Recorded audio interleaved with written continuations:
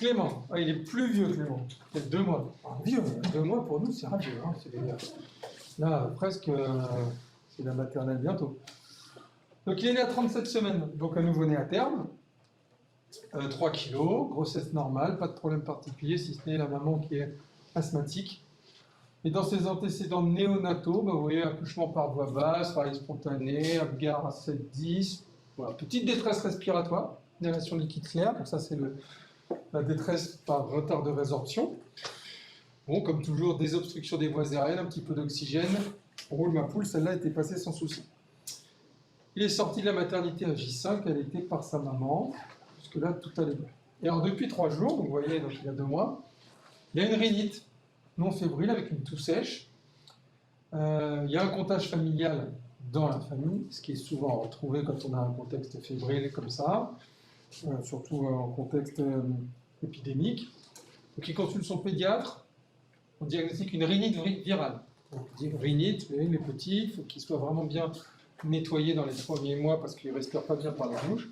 Des obstructions rhinopharyngées, ça c'est le grand classique si vous avez des enfants, ils sont tout petits.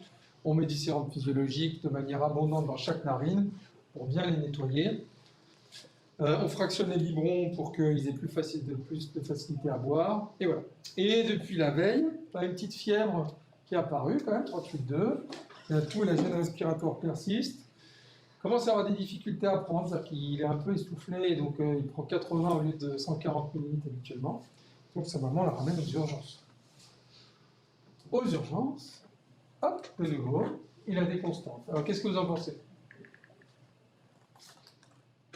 2 mois. 94 de SAD? C'est bas. Un peu bas. Petite hypoxie. Fréquence respiratoire? Correct. Ouais. 40, un nouveau-né 40. Là, il a 2 mois. On va dire qu'il sera entre 30 et 40. C'est à la limite de la normale. 175 de cœur? Haut. On avait dit 160 pour un nouveau-né, donc 175, on s'attendrait plutôt à 140. Pression artérielle, 78, 46, 56. C'est pas les numéros du loto, hein, parce que le 78, il sort pas, je crois. 56 de PAM. 2 mois. Ouais, c'est correct. Ouais, 2 mois, c'est correct. On va dire à la naissance, on a dit 40. La première semaine, il prend 5 points, donc 50-55 à 2 mois, c'est correct. La température, il est subfébrile, hein, donc il n'est pas fébrile. Je vous rappelle, la fièvre, c'est 38. En dessous, c'est pas de la fièvre, il est subfébrile, mais il ne faut pas la considérer comme. Et du reste, la couche est pleine, donc ça, c'est plutôt rassurant. Alors, quelles sont les valeurs de constante anormale pour cet enfant? Donc, on en a parlé. La saturation, la fréquence cardiaque, et c'était. Alors, les normes de fréquence respiratoire, on l'a déjà vu. Je ne m'étends pas là-dessus, mais vous voyez, nouveau-né, on a dit 30 à 60. À 1 an, entre 20 et 40, donc on était entre les deux. Donc, il était pas vraiment polyclinique. Et la fréquence cardiaque, vous voyez qu'entre 3 et 6 mois, on est aux alentours de 140. Voilà, donc on était quand même un petit peu au-dessus. Là-bas, vous voyez, 180. Vous voyez, dans certains algorithmes de prise en charge des situations de détresse, comment dire, vous avez montré Gwen ce matin, prise en charge d'une détresse vitale, reconnaissance d'un patient grave, souvent c'est 180. En tout cas, dans la première année, c'est un cut-off. Donc là, on est un petit peu en dessous. Et puis la PAM, bon, il y a des formules, je ne vous en ai pas parlé, mais la PAM, ça peut être 1/3 de la pression systolique et 2/3 de la pression diastolique. Donc si vous ne l'avez pas, on peut faire cette petite formule qui est assez simple. 1/3 de l'APS, 2/3 de la PAD, ça vous calcule la pression artérielle. Enfin, bon, tous les oscilloscopes maintenant mesurent la PAM. Voilà. Et puis, une petite note à part, ça c'est, vous aviez bien vu que la saturation, elle était un peu basse. Mais souvenez-vous que la courbe de dissociation de l'hémoglobine, le truc un peu compliqué qui relie la PaO2 à la saturation, elle n'est pas linéaire. Quand vous êtes dans les valeurs hautes, là vous êtes proche de 100%, vous avez une PaO2 qui va être entre 80 et 100, souvent quand on a une PaO2 qui est aux alentours de 90-95, Vous voyez, quand vous avez 96 de SAT, vous avez déjà perdu 20 points. C'est presque pas, c'est pas symptomatique, hein, même chez un grand. Mais 80 de PaO2, déjà, bon, c'est significatif en tout cas. Et donc, quand on est à 90 de SAT, bah, parfois on ne s'alerte pas. 90 de SAT, on est habitué. 90 de SAT, c'est 60 de PaO2. Donc, il y a quand même une perte importante, et d'autant plus quand on va descendre dans les valeurs basses, ce qui fait que finalement, on peut être faussement, si vous voulez, rassuré par des saturations qui ne paraissent pas si basses que ça. Bah, c'est déjà qu'il se passe quelque chose sur le plan physiologique, parce qu'encore une fois, on perd rapidement de la PaO2 même dans les valeurs hautes. Alors, que voulez-vous savoir de l'examen clinique? Là, vous avez les constantes, qu'est-ce qui vous intéresse? Est-ce qu'il est tonique? Ouais. Avec le tonique, est-ce qu'il va dans le... Ça va avec le tonique si on est... Pour être tonique, il faut qu'on soit conscient. Conscience. Ouais. Et dans la majorité des cas, cette question-là, vous y répondez très facilement. Vous êtes aux urgences, il y a un infirmier IAO qui vous apporte un dossier, il y a marqué détresse respiratoire, ah mince, et vous entendez le gamin qui passe là en courant avec sa main. Rien qu'en voyant, vous savez qu'il est conscient, vous savez qu'il n'est pas très détresse respiratoire, parce qu'il court.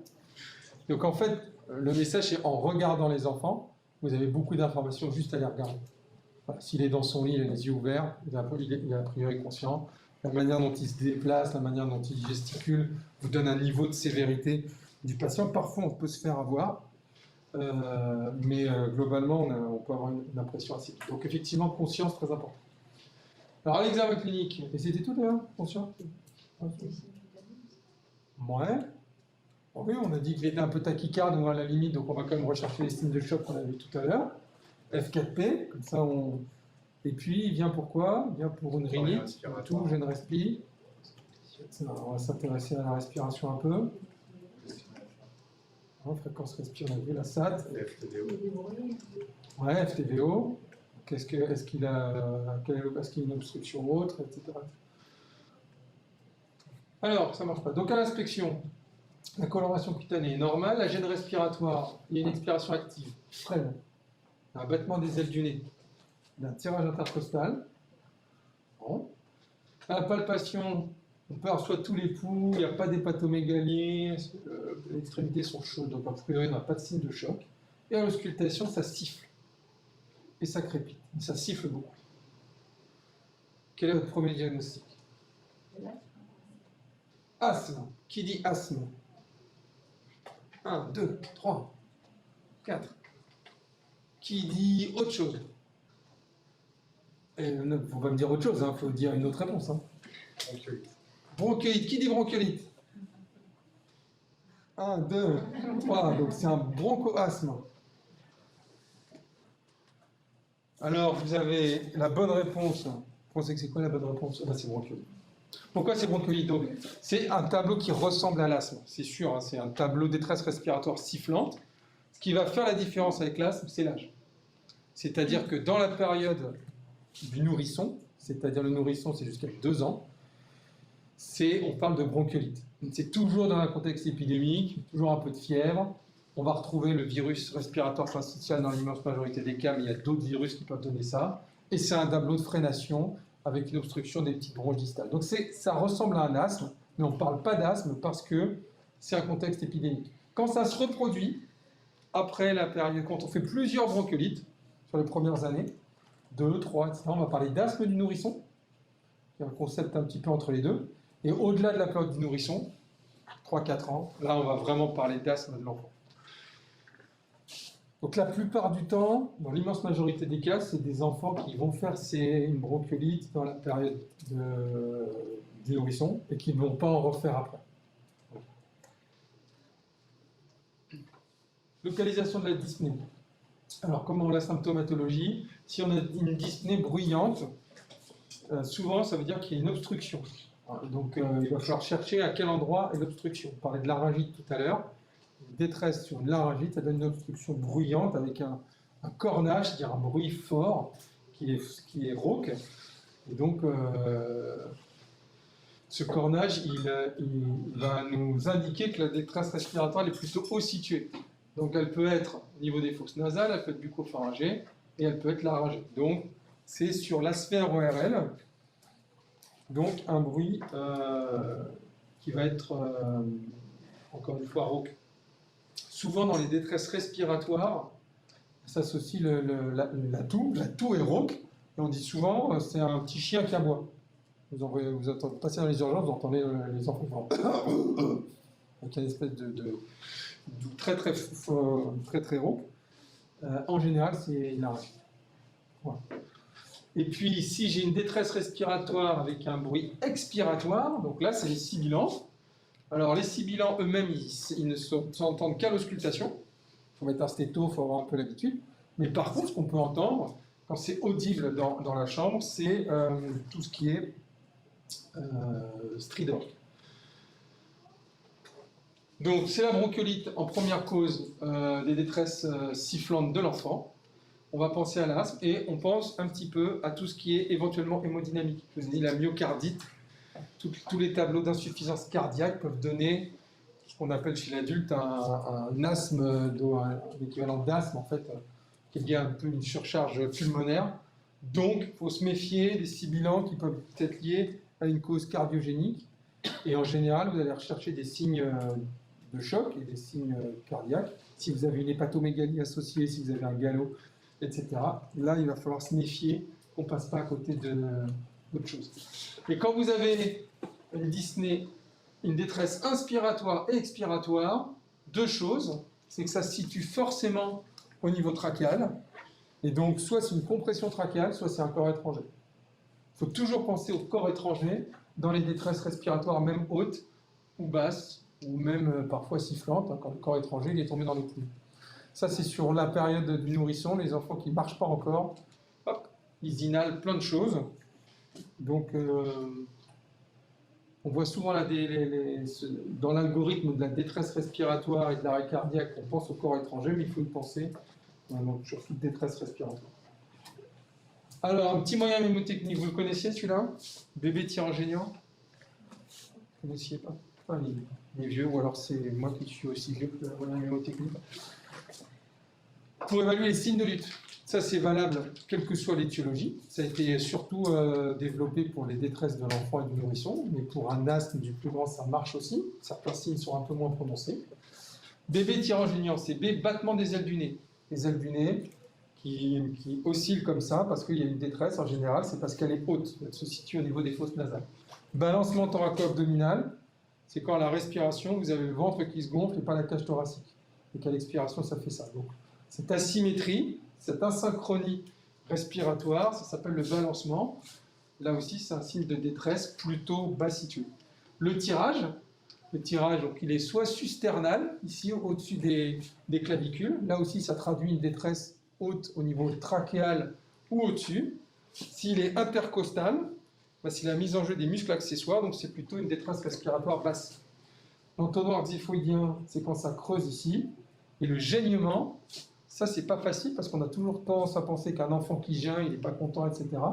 Parfois, l'entendre geindre, c'est un signe de détresse. Donc, il faut bien faire attention, toujours se poser la question, un enfant qui geint, s'il n'a pas une détresse respiratoire. Donc, bébé tyrangéniant, vous avez un moyen mémotechnique simple pour retrouver tous ces signes de lutte. Et après, il y a des scores. Alors, dans la bronchiolite, on peut utiliser ce score de Wang. Vous voyez que c'est pondéré d'un score de 0 à 3. Plus le score il est élevé, plus la détresse elle est importante. Ça veut dire que chaque signe de lutte est important. Et donc, ça nous permet de savoir un petit peu où on en est. Et là encore, d'avoir un côté reproductible avant ou après une thérapeutique. Dans le cas présent, il avait un état général conservé. La fréquence respiratoire, elle était normale. Elle était à 40, on a dit, donc normal sup. Il avait une détresse expiratoire avec des sibilants et il avait un battement des ailes du nez qui était assez prononcé, donc il avait un score de Wang qui était à 6.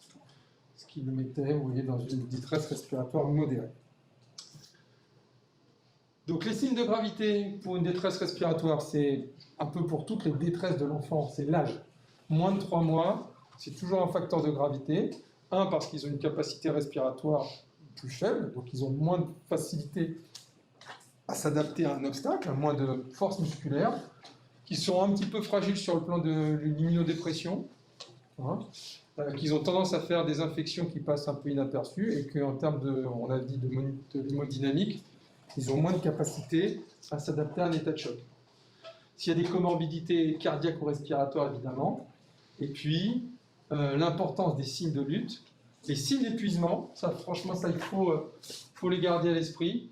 Un enfant qui était en détresse respiratoire, qui respirait vite, et puis d'un seul coup qui s'arrête de respirer vite, c'est pas forcément que votre traitement a fait effet. Ça peut être votre traitement qui a fait effet, mais c'est peut-être qu'il est en train de s'épuiser.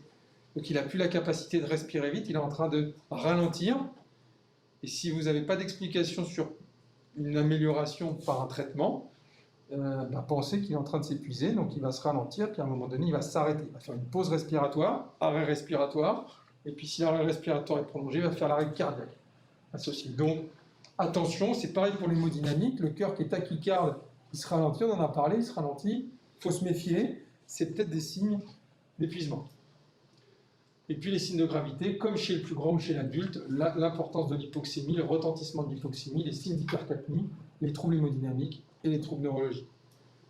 Ça marche pour toutes les étiologies. Les signes de gravité, c'est l'âge, les signes respiratoires, la gravité du tableau respiratoire, la gravité des signes hémodynamiques, la gravité du tableau neurologique. Et donc Clément, il était pris en charge. Qu'est-ce qu'on lui a fait? On l'a hospitalisé, soins intensifs, on a mis des lunettes à oxygène pour normaliser sa saturation. On a arrêté l'alimentation parce que toute détresse respiratoire, justement pour ne pas favoriser l'épuisement, on arrête de les alimenter.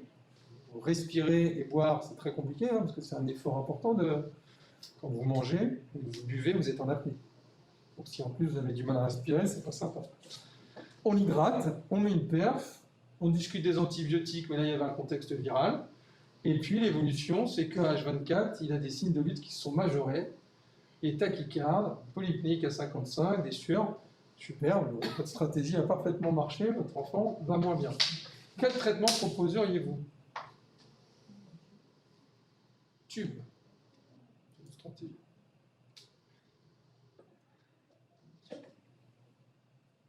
Est-ce que vous avez une gradation avant de sortir tout de suite l'artillerie lourde? Un traitement directement sur la cause Sur la cause de la bronchiolite. Alors, qu'est-ce que vous auriez pu mettre comme traitement pour bronchiolite? Bronchodilatateur. Alors, pour la bronchiolite, ce n'est pas recommandé, les bronchodilatateurs. On peut les essayer, mais pourquoi ce n'est pas recommandé? Souvent, ils sont petits. Et ce qu'on dit, c'est que les récepteurs des bronchodilatateurs ne sont pas encore tout à fait performants. Donc les nouveau-nés, enfin les petits, les nourrissons ne répondent pas très bien aux bronchodilatateurs. C'est un peu la spécificité par rapport à l'asthme. Donc c'est plutôt une stratégie symptomatique. Fièvre, hydratation, arrêt de l'alimentation, oxygène si besoin. Avant, on faisait kiné respiratoire, maintenant plus kiné respiratoire. Hein. C'était franco-français. On a prouvé que ça ne servait à rien. Donc, désobstruction nasopharyngée, ça c'est important. Et puis, on attend que ça passe. Donc, les bronchodilatateurs, vraiment pas, c'est assez rare. Mais par contre, qu'est-ce que vous pouvez proposer en dehors de l'intubation là? VNI, ouais. VNI, bonne indication. Ventilation non invasive ou oxygénothérapie haut débit, qui est une stratégie qui se développe de plus en plus. Il y a des études maintenant qui montrent que c'est à peu près comparable en termes d'efficience. D'efficacité. Alors voilà une revue d'une équipe française, pas que française, hein. Vous avez vu Philippe Jouvet tout à l'heure dans la publication sur le RDS, c'est un français mais il est québécois maintenant. Et oui, il est québécois, voilà, Sandrine Essouret aussi, elle était française et elle est québécoise. Bon, donc c'est une équipe franco-québécoise qui a publié cette revue dans l'archive de pédiatrie, et vous voyez que dans les indications de la ventilation non invasive, beaucoup d'études rétrospectives. Hein. En pédiatrie, le niveau de preuve est toujours souvent limité parce qu'on n'a pas des études randomisées facilement réalisable plutôt. Et vous voyez que dans le niveau de recommandation, malgré le fait qu'il n'y ait pas de niveau de preuve avec des études randomisées, le niveau de recommandation pour la bronchiolite, il est fort. Pourquoi? Parce que depuis l'avènement des techniques de ventilation non invasive, on s'est mis à ventiler depuis 15-20 ans maintenant toutes les bronchiolites avec de la VNI. On n'en intube plus. C'est-à-dire qu'avant, il y a 20 ans, on intubait toutes les bronchiolites parce que voilà, c'était comme quand il n'y avait pas la VNI chez l'adulte. On intubait les bronchiolites. C'est une galère à ventiler. Hein. L'asthme à ventiler, c'est compliqué, c'est spastique, machin. On est obligé de les sédater, de les curariser. C'était très difficile.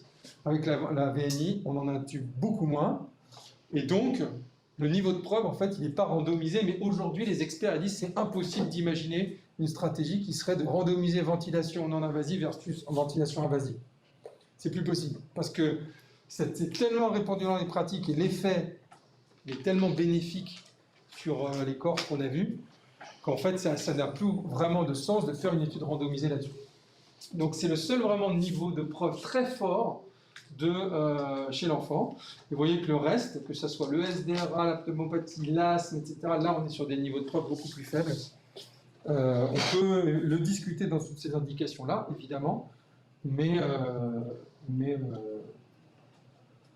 donc l'important sur les détresses respiratoires, c'est de chercher la cause.